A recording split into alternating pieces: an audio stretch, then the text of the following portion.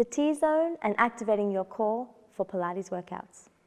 The T-zone is a key element to any Pilates workout, whether it's mat or not.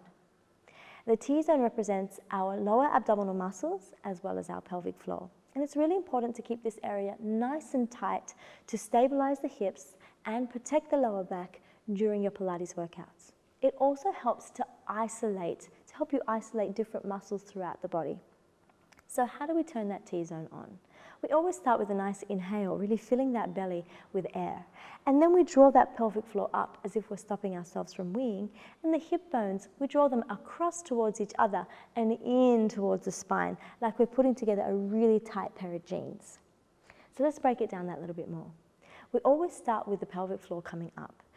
And that up motion, as I said before, is like stopping yourself from weeing. But rather than doing this, imagine that you're in a meeting with CEOs, CFOs, managers, and other staff members, and you're doing a big presentation. All of a sudden, you get a major urge to wee.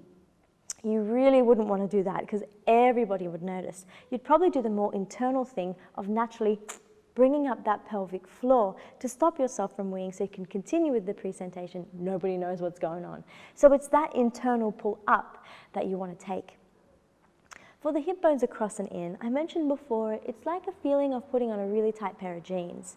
So when you zip the zip up, that's the hip bones going across. So you feel like you're trying to just suck it all in here. And in is when you do that final button, just there where the belly button is, and you want to suck it all in towards the spine. That's the across and in.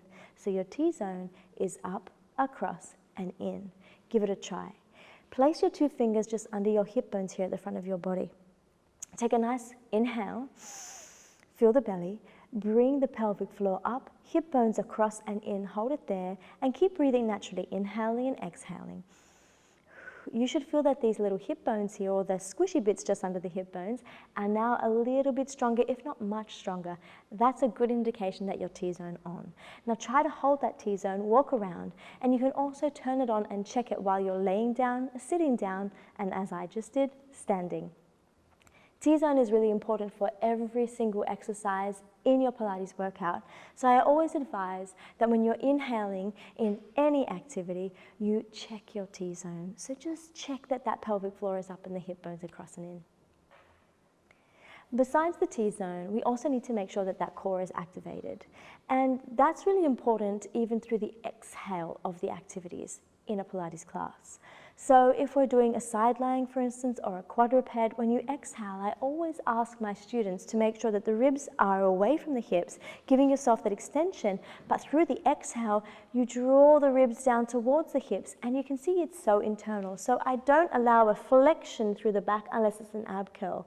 It's that internal squeeze of rib down to hip that really helps to make sure that we're not flaring through the ribs, which is great for people with lordosis to think about that rib squeezing down towards the hips, reducing that flare. And it's also really good to turn on all those core muscles and your obliques during the exhale of many exercises.